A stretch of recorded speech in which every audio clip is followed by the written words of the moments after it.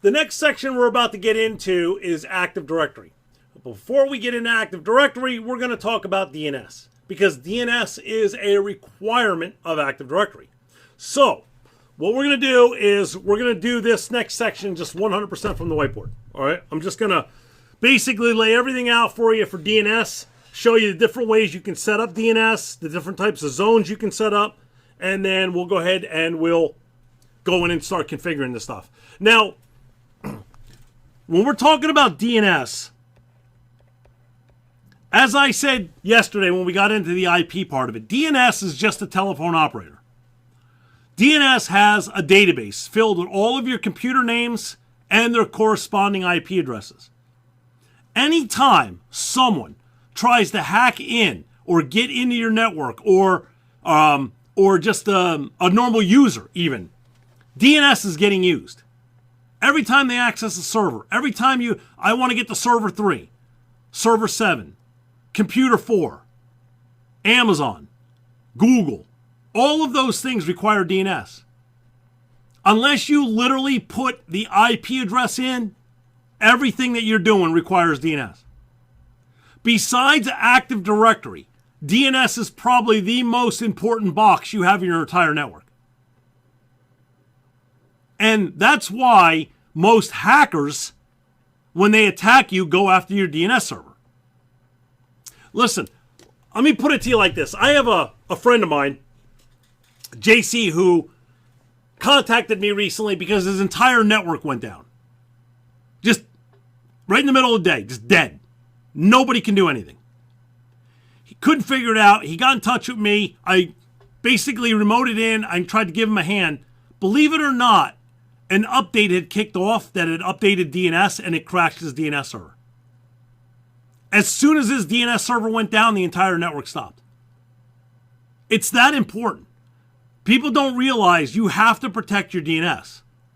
Now, there are some ways that you can install DNS that will give you some added protection, and that's what we're going to talk about. Now, by the way, just so you know, for hacking,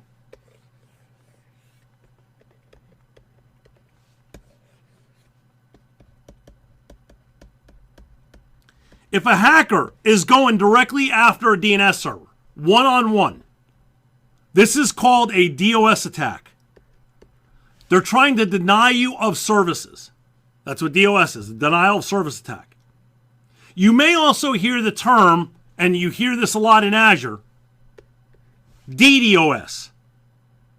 Okay, DDoS is a DOS attack. The difference is that with DDoS, the attack is distributed among multiple hacking boxes.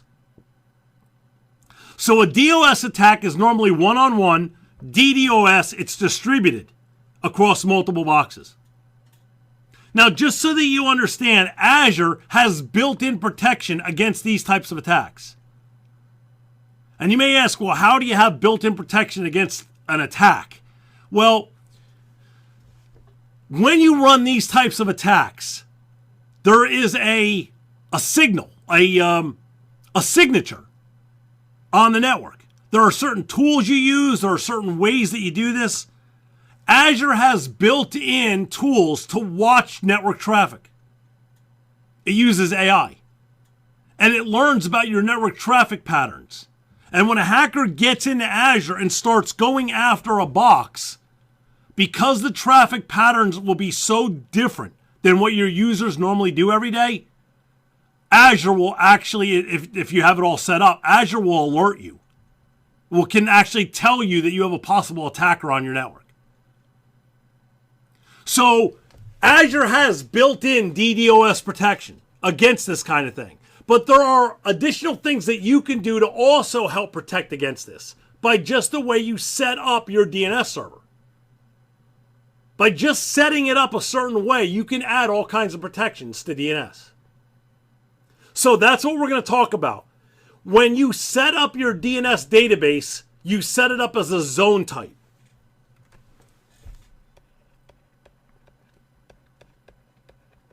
Basically, all the zone type is how the database is going to be formatted.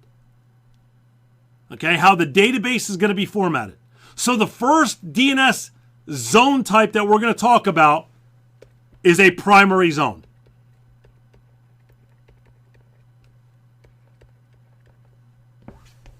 Okay, it's a primary zone. Okay, now when you go to set up DNS and you say I need a new zone, okay, now remember, all the zone is, your zone is just how your database is set up. It's all your zone is. There are 4 zones, there are 4 ways to set up a database. Depending on which zone you choose depends on how the database gets set up. Basically, because of the way the database gets set up determines how that database is going to run. So, choosing your zone type is going to determine how DNS is actually going to operate. So, the first zone is a primary zone. Now, with a primary zone, the DNS database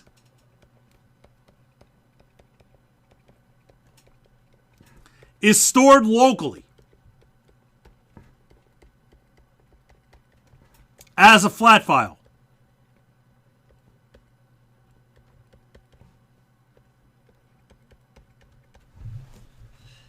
So the DNS database is stored just as a flat file. Okay, what does this mean? It means that the entire DNS database is controlled by just a file that is sitting on your box. When you choose to set up a primary zone, the DNS database uses an actual file to store all of the user information, all of the host names, and all of the IP addresses. The problem with this is, one, that file just sits right on the box.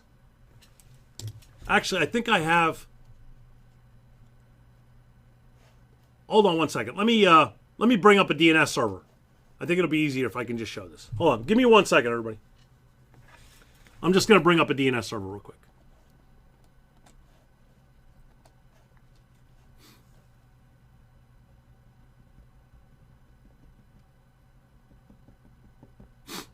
Okay, it's firing up. All right, so the DNS database is literally just a flat file. Flat files have no security.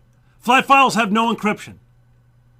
Literally, this DNS database is just stored as a file out on your box.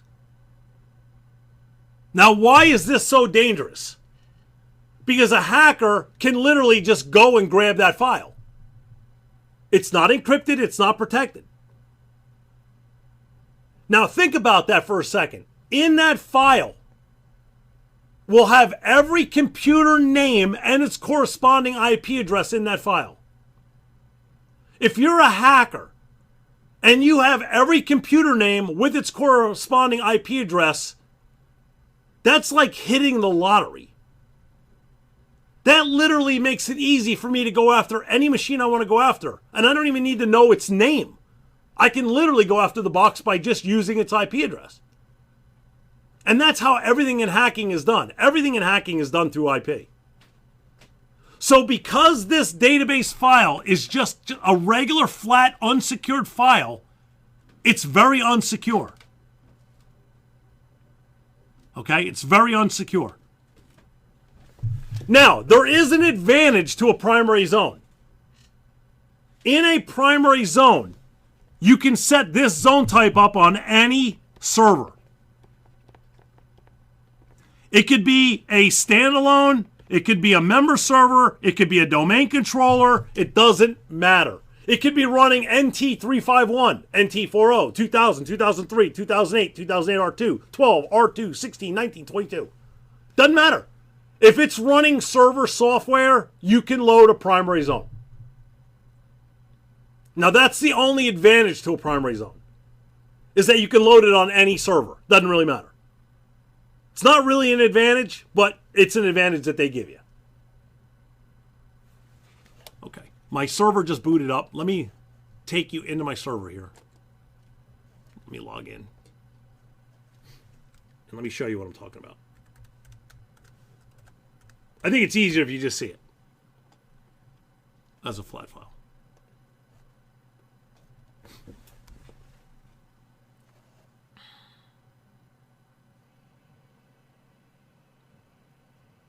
Hold on, I know you're still on the whiteboard. I'm just logging in now. It's just logging me in. Give me 1 second. I'll switch you over in 1 second.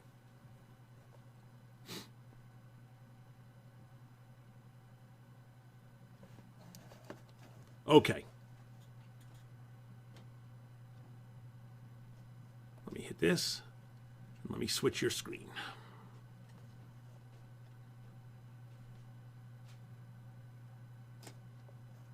Come on, sometime today.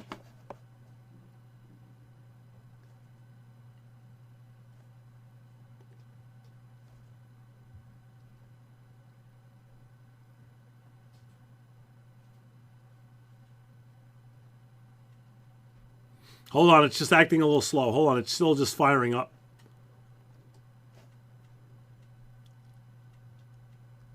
Okay, there we go. There we go. All right. So this server right here is a DNS server. Now, I believe this server is set up with a different zone type. So let me just switch the zone type real quick to primary so I can kind of show you.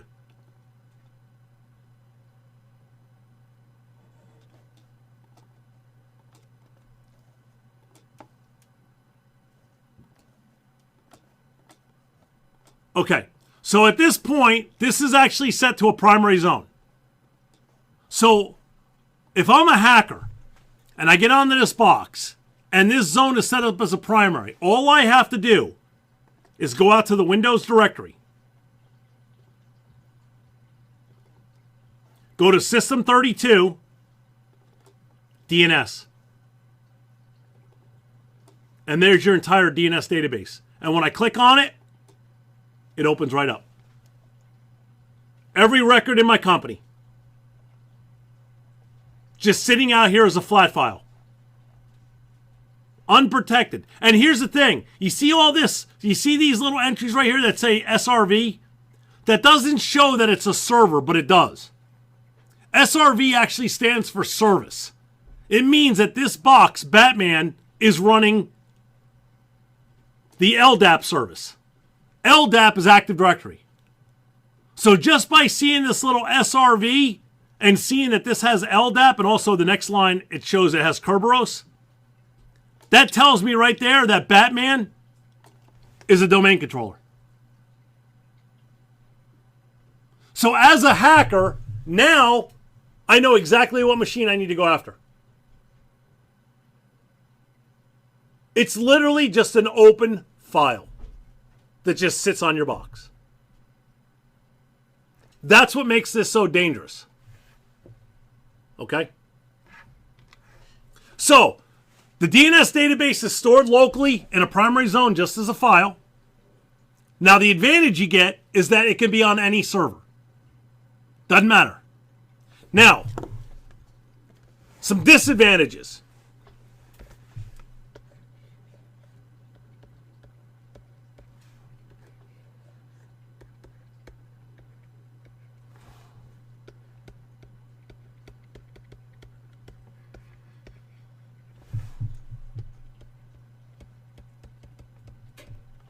Okay. Let's say I have two DNS servers in-house. They're both primary zones. Computer 1 registers with DNS 1. Computer 2 registers with DNS 2. Computer 1, during the day, needs to access Computer 2. So Computer 1 sends a message to DNS basically saying, hey, what's the IP address for Computer 2? DNS gets that request, looks in its database, and does not see the answer for Computer 2. Here's the problem with standard zones, with primary flat zones. The files are stored locally on each DNS server's hard drive. The hard drive is kind of like your brain. I can ask Marlowe a question, and Marlowe can think in his head, research his brain, and give me an answer. But I can't just look into Marlowe's brain. I have to ask the question. Well, believe it or not, these computers kind of have to do the same thing.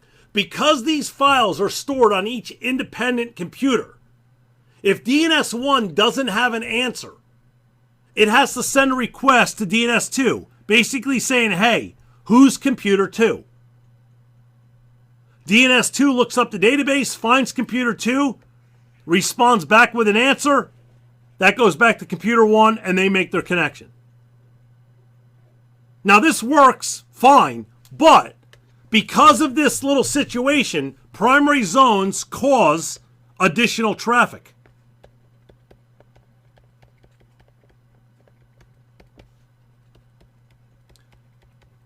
Because the only way they can get an answer is by asking the other box, that causes a lot more traffic on your network. Now, let's say it's 10 o'clock in the morning and DNS2 crashes. And now computer 1 is looking for computer 2. So it says, hey, who's computer 2? DNS1 doesn't know. It sends a message to DNS2 to try to get an answer. DNS2 is down. You will get an error saying machine not found. The problem with primary zones, because the databases are stored locally and they don't share with each other, if you lose a box, you have absolutely no redundancy.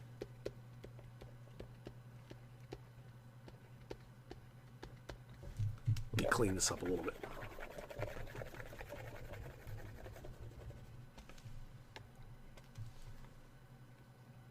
So you get no redundancy. If a box goes down, all the entries on that box are now dead.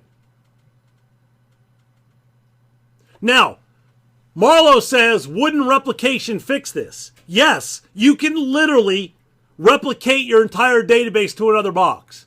But you're literally going to be causing all kinds of replication traffic. Every time there's an update, replication has to happen. There's a better way. Yes, you could solve that with replication, but that's going to cause a lot of traffic anyway, just for all the servers transferring their big databases to each other. But because primary files kind of work independent of each other, you really don't have much redundancy. Also, because this is just a flat file that anyone can open, there's absolutely no security on primary zones. Now, when we talk about security, we talk about security two ways. First off, we talk about security with the database itself. And because this is a flat file, we know it's unsecure. The second reason you get no security with this zone type. Okay, let's talk about how you update DNS. There are two ways that the DNS database gets updated. You update it, or the client does. You can set up DNS so that clients can automatically update their own records. This is called dynamic updates. Basically what happens is when a client contacts DHCP, and DHCP gives that client a brand new IP address, the client will then send a message to DNS and say, hey, I'm computer 10, and this is my new IP address. DNS can take that record and put it right into the database. So clients can actually update their own records. Here's the problem. On a primary zone, you can't determine good records from bad records. Because primary zones work independently of each other, when a machine sends you a record, you got to just assume that that record is valid and you just accept it. You cannot determine between secure and unsecure records. Okay. Every computer in your domain gets a computer account. When you add a new computer to the domain, that computer gets an account. Just like a user has an account, computers get accounts. Once a computer is registered in your domain, you know that computer is a secure computer, because it's part of your network. What you try to do is make sure that DNS only accepts those records. But on a primary zone, you cannot distinguish between them. In a primary zone, if you turn on dynamic updates, any machine that can talk to that DNS server can send updates, even if it's a machine outside of your company. Primary zones cannot determine the difference between a secure update or an unsecure update. With primary zones, you either accept all updates or none of them. It's as simple as that. On a primary zone, when I set up my dynamic updates, you only have two options: to accept none of them or all of them. There's no other right way to do it. So if I go into my properties, and you see here where it says dynamic updates, because this is a primary zone, I only have two options: either none or non-secure and secure, which means all of them. So because a primary zone has no security on its database and cannot determine between non-secure and secure updates, these absolutely have no security. There's no security on the database, and there's no security on your updates. Does anybody have any questions about the characteristics of a primary zone? The database is stored locally. The advantage is it can be put on any server. Disadvantages: it causes additional traffic because every time it doesn't know an answer, it's got to ask. There's no redundancy if another box goes down, and there's no security for the database or updates. Now, if you're taking notes, make sure you have all these because I'm getting ready to erase this slide. Does anybody have any questions on what a primary zone does?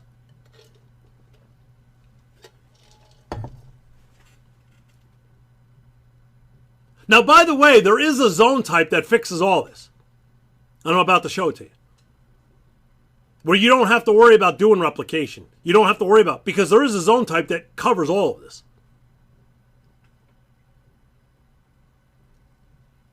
Okay.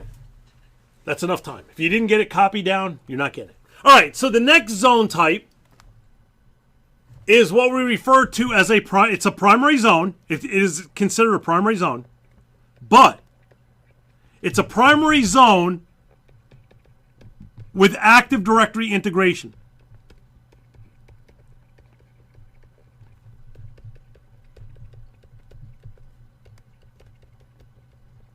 So it's a primary zone with Active Directory integration. Now here's the problem. Nobody calls it that. Nobody says, I have a primary zone with Active Directory integration. The way we refer to this zone is it's just an Active Directory integrated zone. That's how we call it. Active Directory integrated zone. But it is a primary. But it's a primary with Active Directory. Okay? Now, because we're going to be working with Active Directory, all the rules change. First off, the database is no longer stored locally. The database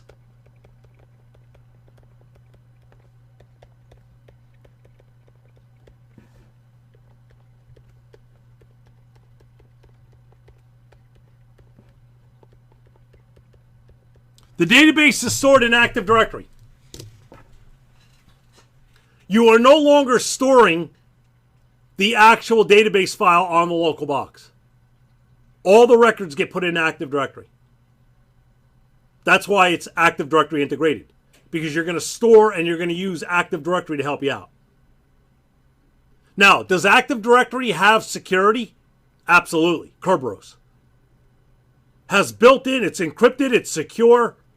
By putting your DNS records inside of Active Directory, they are 100% secure. Now, here's the disadvantage, which really is not a disadvantage.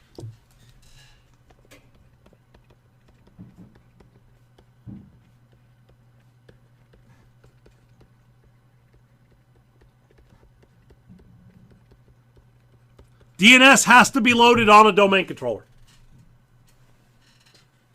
Okay, now this is the one sticking point that a lot of people have a problem with. And I'm going to explain why. And I understand it. Years ago, in my classes, and even when I took classes 30 years ago, we teach our users, never put anything on a domain controller other than Active Directory. That has been a best practice for years. But that is not the way it is anymore. Microsoft changed that years ago. Active Directory boxes should not still have other stuff loaded, like Exchange or SQL or web services or any kind of crap like that. But you can put other stuff on top of an Active Directory box. One of the things that Microsoft actually recommends that you put on Active Directory is now DNS. Because by putting your DNS server on the same box with Active Directory, the two can work hand in hand, and it opens up all kinds of new security features. It gives you all kinds of new benefits. The problem that you have is when you go to a lot of bosses, they might argue this one. Because a lot of managers work their way through the company, and now they're in management. They really don't do the day-to-day server stuff anymore. So they might not realize that it's changed and that you actually should put DNS on Active Directory. They still remember from the days where you didn't put anything on your domain controllers. And when you go into their office and say, hey, we really need to load DNS on top of Active Directory, that's where you're probably going to get most of the blowback. No. We don't load anything on top of our domain controllers. Okay, that was true 15 years ago. It's not true today. Domain controllers are one of the most underutilized boxes out there. Think about it. What does a domain controller do? 8 o'clock in the morning, it helps everyone log in. Then what does it do? While you're doing your internet surfing and your mail and all, that box just sits there twiddling its thumbs. Unless somebody's logging in or searching Active Directory, the box really ain't doing nothing. It's one of the most underutilized servers out there. Putting DNS onto it adds all kinds of new security features. And I'm going to show them all to you here in a second. But it is the way to go today. So when you go to your bosses and say, hey, we need to put DNS on top of Active Directory, if they give you kickback, just understand that was the way it was. We did not load anything on domain controllers years ago. But that's not the way it is today. Okay? So, putting your DNS on top of a domain controller is the way you should go. Matter of fact, that's the only way I go now. I do not install DNS on any box other than domain controllers anymore. Now, why? What are some of the benefits? Okay, well, let's go back to our previous little picture.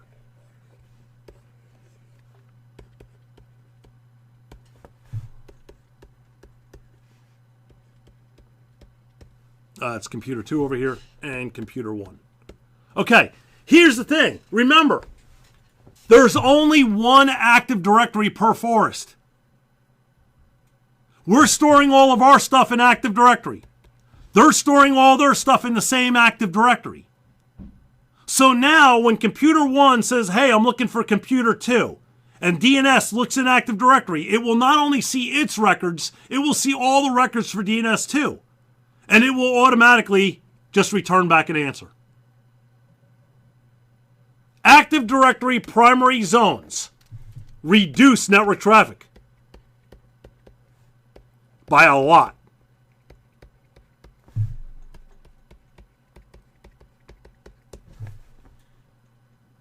Now, it's 10 o'clock in the morning. And Marlo, by the way, this is where I didn't really get into your replication thing much. Because you don't need to do replication if you use this. Because since they're storing all their stuff in the same Active Directory, and there's only one Active Directory per forest, every DNS server will be able to see every other record, and you won't have to worry about doing any zone transfers. It's going to save you network traffic. It's going to save you a lot of problems. This is the way to go, and it's going to solve everything. Now, let's say it's 10 o'clock in the morning, and this box goes down. Well, it doesn't matter, because all those records are already stored in Active Directory. They can be accessed by any other DNS server. As long as you have at least 2 DNS servers in an Active Directory integrated zone, you get full redundancy. Plus, I can actually have computer 2 use DNS 1 as its alternate DNS site. So even if DNS 2 goes down, computer 2 can now just start using DNS 1, and because all the records are still in Active Directory, you won't even probably know that DNS 2 is down. You'll probably have no idea. Your users will not complain. It'll just keep going. And also, because the DNS database is stored in Active Directory and Active Directory is secure, your DNS database is secure. With Active Directory integration, you get full security. Because not only is the DNS database secure, when you choose a Active Directory integrated zone, a third option under dynamic updates magically appears. And it'll be secure only. Watch. Right now I only have two options because I'm set as just the primary. Watch what happens. I'm going to change this. You ready? All you got to do to make this an Active Directory integrated is hit the change button and choose store this zone in Active Directory. Now, if this box is grayed out, it means you're not on a domain controller. So all you do is check this box and say okay, say yes, and you're done. It's as simple as that. This database is now stored in Active Directory. And watch what happens. A third option appears. Secure only. Okay, so what does the secure only option do for you? When a user tries to register with DNS, it says, hey, I'm computer 1 and this is my IP address. Before DNS will accept that record, DNS will look in Active Directory and see if there is a computer account for computer 1. If there is, it will accept the record. If there's no account, it'll just throw the record away. So, by having Active Directory integrated and choosing secure only updates, you get full security.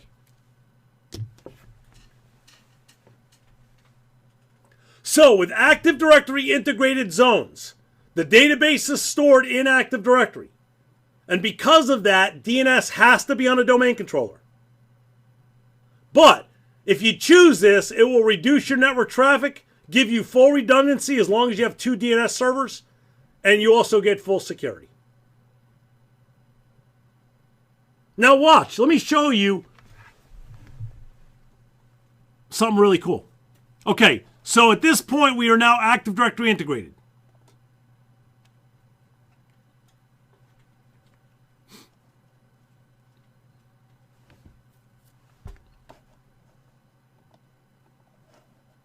Now, I can go out to my Windows directory, System32, DNS, click on that database, and say delete. Go in and erase it, get rid of it, and now there's no database on my box. You don't need that database.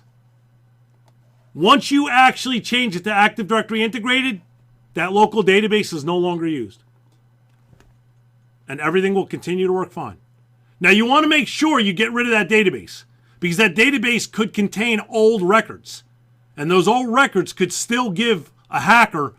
Remember, servers normally don't change. Servers normally have a static IP address. So if they get an old file that has old server stuff, that server stuff is probably still valid. So after you make it Active Directory integrated, make sure you get rid of the old DNS database.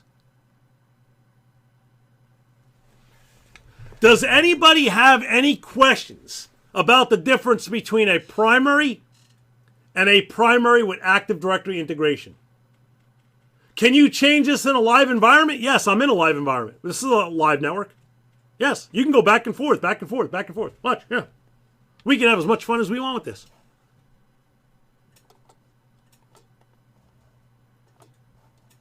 Change, remove it. Oh, I hit cancel, sorry. Remove it. Okay, let's go back in and do it again. Change. You can just keep going back and forth if you want. Yes, it does not affect anything. It only takes a couple seconds to do this. And yes, so you can do this. You can do this in a live. Yes. Now, Marlo, to be safe, you might want to do it at the beginning of the day or the end of the day just to be safe. But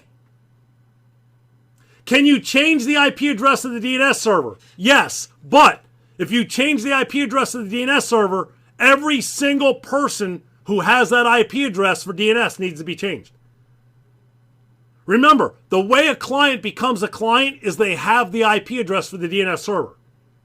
So if you change that IP address, you have to change it on every client. But yes, of course, you can change your IP address. Absolutely.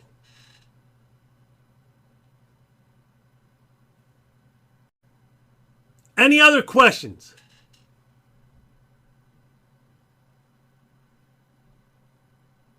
No, actually, if you were going to change the IP address, you would do it to DHCP. Because inside of DHCP, you can actually tell your clients who the DNS servers are and what their IP address is. You usually hand that out in DHCP. Right here. So what I would do is if I change the IP address for my DNS server, I would come into DHCP and I would change it here to the current address so that at that point, everybody would get the real address again.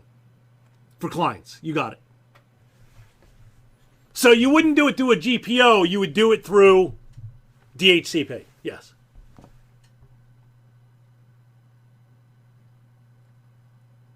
If you made the change in the middle of the day, it wouldn't affect anybody. It only affects DNS, it doesn't affect your users. Your users don't know the difference between a primary or a primary with Active Directory integration. They don't care. They just talk to DNS. So no, you can change in the middle of the day. It will not affect your customers. No, your clients.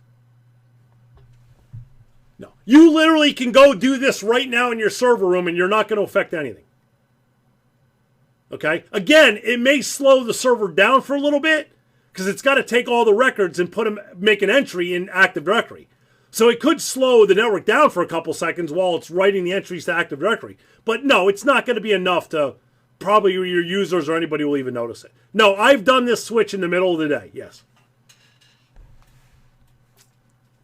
Okay.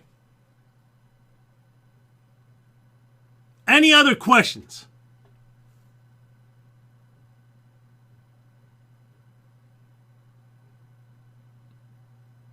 Okay.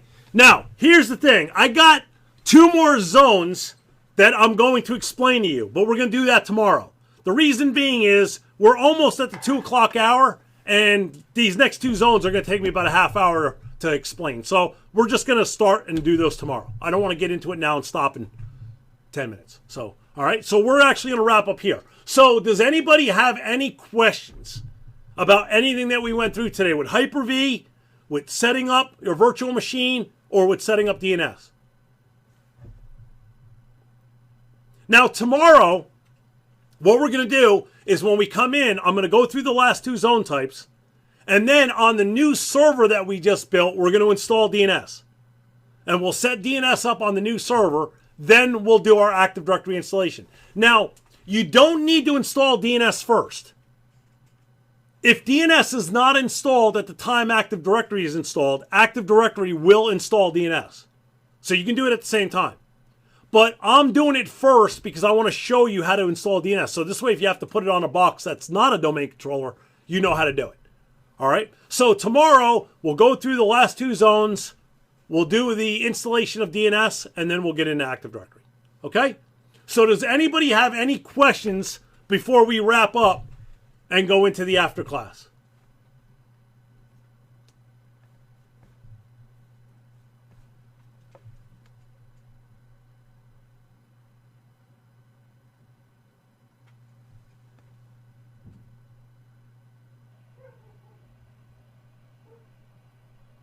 Nothing. Changing the IP address of a domain controller doesn't do anything. Doesn't affect anything, doesn't do anything. No. No. The IP network and the actual server itself are 2 completely different things. The IP network is just a telephone number. You can change a telephone number and not affect anything. No. Not for Active Directory. You can change IP addresses. The only machines that get affected when you change IP addresses are things like DNS. Because to be a DNS client, you need to know the IP address of the DNS server. So like DNS, WINS, your printers, because a lot of times you print to an IP address. So if you change a printer IP address, you have to change the clients. But if you change the IP address of just Active Directory, Nothing happened. Your clients could care less. That's not going to affect anything. Okay? Good questions, by the way. These are all great questions. So, anything else you would like to ask while we're still in the recording? It's still used, believe it or not. Yeah. There's a lot of applications out there that are written to NetBIOS. And if an application is written to NetBIOS instead of host names, it's written to a NetBIOS name, most of those systems use Wins. Yeah, it's still pretty common out there. So, I don't use it, but yeah, it's still pretty common out there. Yeah, a lot of applications were written because certain applications can't use a period. Remember, host names are like the .com, .edu, .gov. NetBIOS names are just the machine name with no dot. Some applications can't really work with a .com or .edu. So those types of applications usually use Wins. But those are few and far between anymore. Yeah.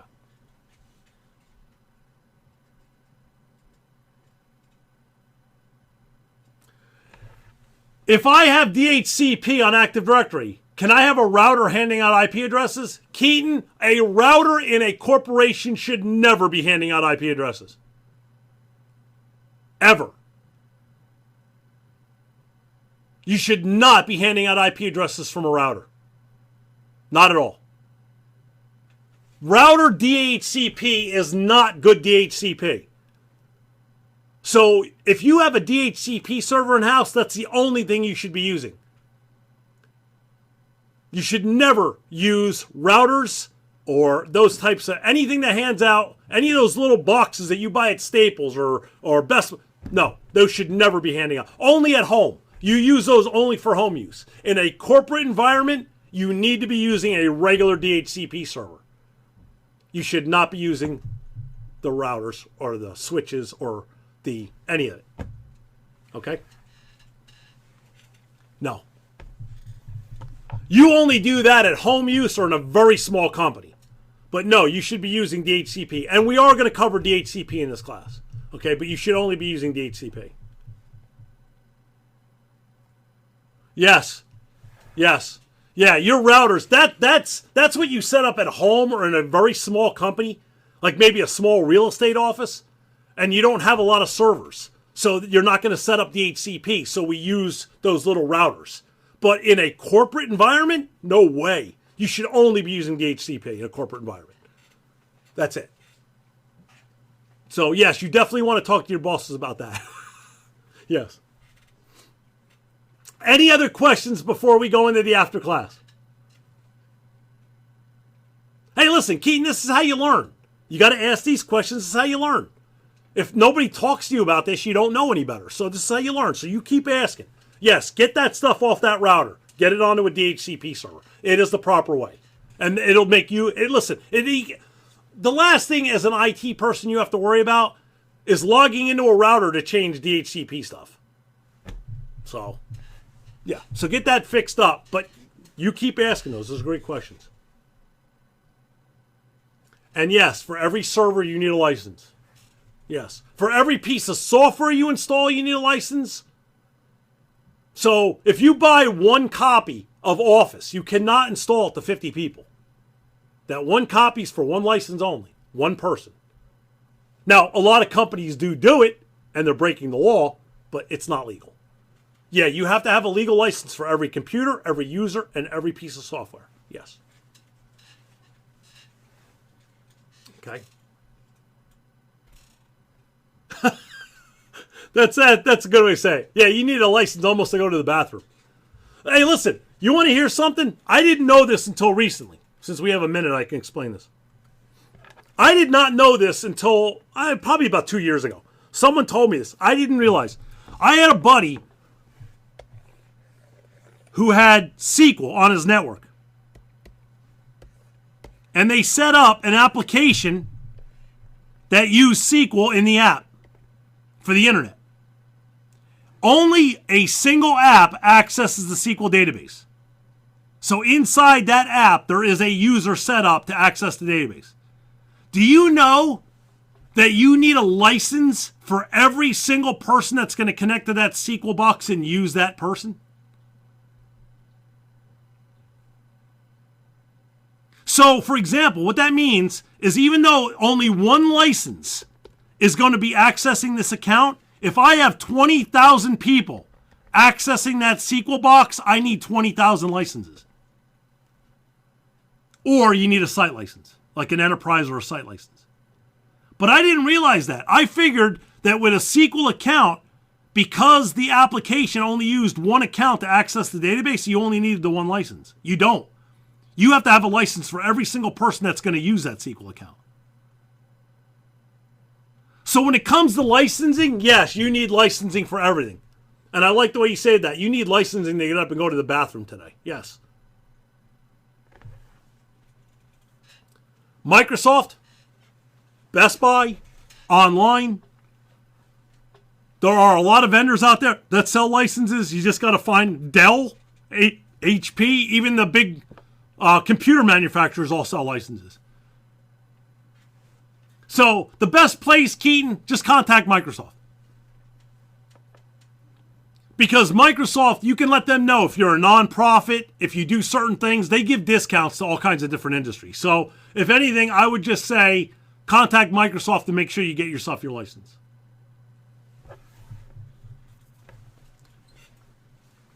Any other questions before we go into the after class?